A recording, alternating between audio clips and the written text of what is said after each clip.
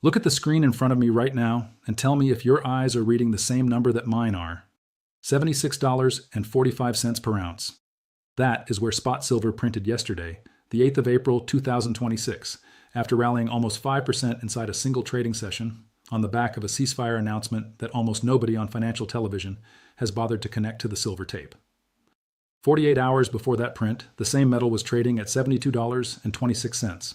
2 months before that, on the 29th of January 2026, the same metal was sitting at $121.67 per ounce, which is the all-time nominal high for silver in recorded market history. From 121 to 61 in roughly 5 weeks, from 61 back to 76 in roughly 6 weeks. And while the screen has been performing this violent oscillation in front of every retail trader on the planet, 3 separate inventory pools in 3 separate continents have been quietly bleeding metal in a synchronized pattern that has absolutely no analog in the modern history of the silver market. This is OG John AG. No bank is sponsoring this data. No fund manager is reviewing the wording. No public relations officer is softening the numbers before they reach your ear. Every single figure I am about to put in front of you tonight can be cross-referenced against a primary exchange filing, a vault report, a regulatory circular, or an on-the-record analyst note from a major bank trading desk. And if you stay with me until the final paragraph, you're going to understand why the Iran ceasefire announcement that flashed across the wires yesterday is a far bigger silver story than the financial press has so far been willing to admit.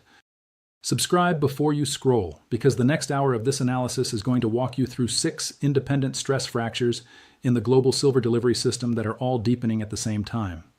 Begin with the single most underreported number on any silver desk in the world tonight. The Shanghai Futures Exchange registered silver inventory pool, which sat at a peak of approximately 5,280 tons in the calendar year 2020, currently sits at approximately 450 tons as of the most recent published reading. 5,280 tons down to 450 tons. That is a 91% collapse of the registered silver pool on the largest physical silver settlement venue in the entire Asian time zone. 91%. Read that number twice and ask yourself what kind of supposedly stable global commodity market produces a 91% draw on the deliverable inventory of its largest Asian exchange and continues to print a screen price that the financial press treats as a normal consolidation pattern. The Shanghai pool is not draining because Chinese industrial buyers suddenly decided to start hoarding for fun. The Shanghai pool is draining because the People's Republic of China formally reclassified silver as a strategic critical material in the second half of 2025 and implemented domestic export restrictions that took effect from the 1st of January 2026. The arbitrage corridor that historically moved silver from Shanghai to London and from London to New York has been legally severed at the Chinese end, and the consequence of that severance is now visible inside the registered inventory line of every major exchange west of Hong Kong. Now move to London, because the London story from December 2025 is the one that the bullion banks would prefer you never connected to the timeline. Independent market analysts who track the London Bullion Market Association vault data on a ton-by-ton basis have publicly documented that during the month of December 2025, the LBMA was effectively bailed out by emergency physical transfers from both the COMEX system in New York and the Shanghai Gold Exchange in mainland China to prevent what would otherwise have been a delivery default inside the London clearing perimeter. Read that sentence again. The London Bullion Market Association, the institution that has functioned as the primary global price discovery venue for silver for over a century, required an emergency physical metal infusion from 2 competing exchanges in 2 different jurisdictions to keep its delivery obligations whole inside a single calendar month. The LBMA monthly vault report for the end of February 2026 shows total London silver holdings of 27,065 tons, a decline of 2.4% month over month, valued at approximately 78.3 billion United States dollars. That headline number sounds large until you remember that approximately 70 to 75% of the total London vault holding is locked inside exchange-traded fund warrants and is not legally available to the cash and spot market. Once you strip out the ETF-locked inventory, the actual free-floating pool that backstops the daily 239 million-ounce London cash market is a fraction of the headline number, and that fraction is now dependent on continuous emergency reverse arbitrage flows from the very exchanges whose own inventories are simultaneously draining. Stay with me, because the October 2025 LBMA inflow event is the one that actually broke the credibility of the monthly vault report for any analyst willing to read the data in good faith. During the single month of October 2025, the LBMA published a monthly vault report claiming an inflow of approximately 1,680 tons of silver, equivalent to 54 million ounces, which the association characterized as the largest monthly inventory increase in at least 9 years. 54 million ounces of physical refined silver allegedly arriving in London vaults inside 30 days, at a moment when COMEX registered inventory was simultaneously falling, when Shanghai exchange inventory was simultaneously falling, when National Mint silver was on multi-week backorder across 3 continents, and when implied lease rates inside the London market itself had recently spiked above 40% on an annualized basis. 40%. A lease rate of 40% on a precious metal is not a market anomaly. It is the visible price of an institution willing to pay almost half the spot value of the metal per year simply for the right to borrow physical bars to satisfy a settlement obligation. And then, against all of that backdrop, the same association published a single monthly report claiming the largest physical inflow in nearly a decade, sourced, according to the official explanation, from reverse arbitrage flows out of the United States and out of China at a moment when the United States and China were both experiencing their own documented shortages. The October inflow figure has been openly disputed by independent analysts who track the inventory data, and the historical credibility scar from the year 2021 inventory misstatement has not been forgotten by anyone on a serious metals desk. Now to the COMEX side of the Atlantic, because the COMEX picture is the one that translates the most directly into the screen price you are watching tonight. As of the most recent settlement, the registered silver pool inside COMEX warehouses currently sits at approximately 77.1 million ounces, against an eligible inventory of approximately 249.1 million ounces, against a total open interest of approximately 571.5 million ounces of paper claims. Run the arithmetic on those 3 numbers, and the implied potential delivery against registered ratio sits at approximately 456%. 456%. That is the percentage of outstanding paper silver claims that the registered pool would need to satisfy if every long position currently outstanding decided to stand for delivery at the warehouse door. The inventory monitoring services that track the daily warrant data have publicly classified this reading as extreme delivery pressure. The total silver-eligible pool itself has declined by approximately 6.5% over the trailing 30 calendar days, which is roughly 17 million ounces of metal that has either been withdrawn from the warehouse system entirely or been quietly upgraded into other categories that the public reports do not fully decompose. The next first notice day for the May 2026 contract is approximately 16 trading sessions away from tonight, and the open interest currently outstanding against that contract represents a delivery obligation that the registered pool, on a strict mathematical basis, cannot satisfy without further withdrawals from eligible inventory or fresh warrant deposits from holders who currently have no economic incentive to convert their eligible metal into deliverable form at the prevailing screen price. Now to the lease rate signal, because the lease rate is the one indicator that the bullion banks themselves cannot fake. In the month of January 2026, at the absolute peak of the silver squeeze cycle that drove the spot price to $121.67, the 1-month implied silver lease rate inside the London market briefly touched approximately 8% on an annualized basis. 8% simply to borrow silver for 30 days. In the autumn of 2025, the same lease rate had touched levels that independent market observers documented above 40% during the most acute phase of the physical shortage. 40%. For comparison, in normal market conditions when supply and demand are roughly in balance, the same lease rate typically sits inside a corridor of 0.3 to 0.5%. 0.3% versus 40% is not a fluctuation. It is a structural fracture that the lease rate market is signaling in plain numerical language to anybody willing to read the daily fixings, instead of the morning television talking points. Now to the SLV outflow story, because this is where the macro hedge fund layer of the trade is being telegraphed to anybody watching the ETF tape. During the single month of January 2026, while spot silver was making its violent run from the $80 handle to the $121 peak and then collapsing back toward the $60 zone, the iShares Silver Trust recorded net outflows of approximately 2.9 billion United States dollars, with more than $2 billion of that figure leaving the fund inside a single trading week. $2 billion of paper silver redemptions inside 1 week. The trailing 1-month outflow from the same fund currently stands at approximately $1.47 billion. The trailing 3-month outflow currently stands at approximately $2.67 billion. The total physical silver currently held by the trust as of the 1st of April 2026 stands at approximately 15,271 tons. Now read these 3 numbers together. The largest physically backed silver fund in the United States is bleeding billions of dollars in net redemptions, while the spot price oscillates between $60 and $80 per ounce, which means the metal that is leaving the trust is either being delivered into the hands of authorized participants who immediately ship it into the COMEX or LBMA delivery systems, or it is being sold into the cash market by macro funds, positioning for a reflation trade somewhere else. Either interpretation is bullish for physical silver and bearish for confidence in the paper silver complex, and either interpretation is something that the financial press has refused to put on the front page.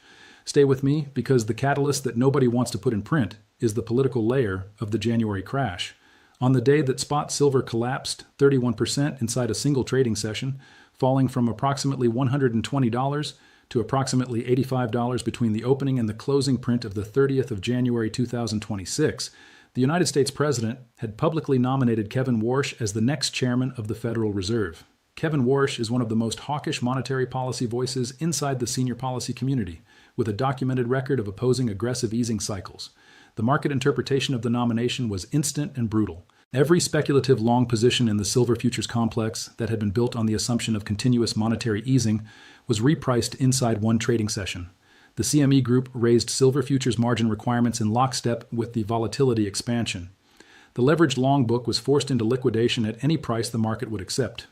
The single-week decline of 27.5% from the previous Friday fix to the following Friday fix is the steepest weekly move in the London silver benchmark since the Easter window of the year 2011, which was itself one of the most violent mean reversion events in the modern history of the metal. Monthly historical volatility on silver futures contracts has reached approximately 37.59% in early April 2026, which is nearly double the equivalent reading on gold futures of approximately 19.35%. Silver is now trading with a volatility profile that more closely resembles a small-cap technology stock than a precious metal, and that profile is the direct mathematical consequence of a market in which the paper claims have lost their natural anchor to the physical pool. This is the bearish counter-argument section, and I'm going to give it to you with the same honesty I demand from anybody asking for my own capital. The Iran ceasefire announcement that drove yesterday's price pop is a temporary 2-week diplomatic window, not a permanent peace agreement. If the ceasefire fails inside that window and the conflict resumes, oil prices will spike again, and the inflationary impulse will pin the Federal Reserve into a hawkish posture for the remainder of the calendar year. CoinCodex algorithmic forecasting models are currently projecting a near-term decline of approximately 4.89% over the next 7 trading days, with a target of approximately $69.35 by the 13th of April 2026. The same models project a year-end target of approximately $78.16, which is barely above the current spot. Silver miners on the production side are reporting first quarter operational data that confirms the supply response is finally beginning to materialize, with companies like Endeavor Silver Corporation reporting first quarter 2026 output of approximately 1.875 million ounces of silver. The industry-wide supply expansion that has been promised for years is now actually appearing in the production reports, and a multi-quarter supply response could blunt the structural deficit narrative inside a window shorter than the bull case requires. The most honest version of the bearish case is that silver is now trading on 3 different time frames simultaneously, and the 3 time frames are pointing in 3 different directions. The 48-hour time frame is being driven by oil prices and Iran ceasefire headlines. The 3 to 6 month time frame is being driven by Federal Reserve policy positioning and the Kevin Warsh nomination repricing. The 18 to 36 month time frame is being driven by the structural inventory drain on 3 continents and the legal severance of the Shanghai arbitrage corridor.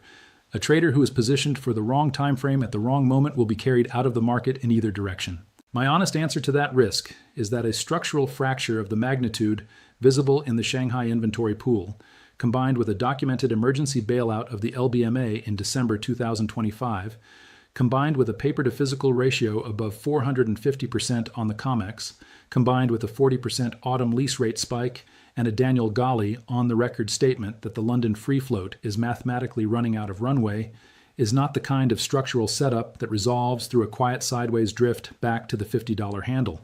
Structural fractures of this magnitude resolve through violent revaluation events. The only honest disagreement is over the timing. Here's what the 9th of April 2026 actually looks like inside the silver market when you read past the financial television teleprompter. Spot silver, $76.45 per ounce after a 4.9% rally on the Iran ceasefire announcement. SLV iShares Silver Trust closing price approximately $69.14 per share against a 52-week range of $27.45 to $109.83. SLV total physical silver holdings as of the 1st of April, 15,271 tons. SLV trailing 1-month net outflow, approximately $1.47 billion. SLV trailing 3-month net outflow, approximately $2.67 billion. COMEX registered silver inventory, 77.1 million ounces. COMEX eligible silver inventory, 249.1 million ounces. COMEX total open interest, 571.5 million ounces. Implied potential delivery against registered ratio, 456%. May 2026 contract first notice day, approximately 16 trading sessions forward. Shanghai Futures Exchange registered inventory current reading, approximately 450 tons against a 2020 peak of 5,280 tons, a 91% collapse. LBMA total London silver vault holdings, end of February 2026, 27,065 tons, valued at $78.3 billion, declining 2.4% month over month. LBMA, October 2025 disputed monthly inflow, 54 million ounces. London silver 1-month implied lease rate January peak, approximately 8%. London silver implied lease rate autumn 2025 spike, above 40%. Monthly historical volatility on silver futures, 37.59% against gold of 19.35%. Single week peak to trough decline post-January peak, 27.5%. Federal Reserve target range, 3.50 to 3.75%. Kevin Warsh nominated as next Federal Reserve Chairman. Iran ceasefire window, 2 weeks under a 10-point negotiation framework with the Strait of Hormuz, reopened to coordinated transit. BNP Paribas late 2026 target, $100 per ounce. Every single one of those data points can be cross-referenced against a primary source. Daily warehouse stock reports from the Commodity Exchange Incorporated, monthly vault data from the London Bullion Market Association published on the association website, daily SLV holdings reports from BlackRock and the iShares product page, macro, micro, and TrendForce inventory database mirrors that archive the daily exchange data, CME group margin notices, and FedWatch probability tables. Trading Economics and Investing.com price feeds from the COMEX and LBMA fixings.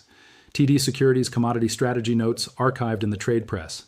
Independent analyst commentary from David Jensen, Ronan Manley at Bullion Star, Alex Pickard, and Daniel Ghali at TD Securities. Every number has a source.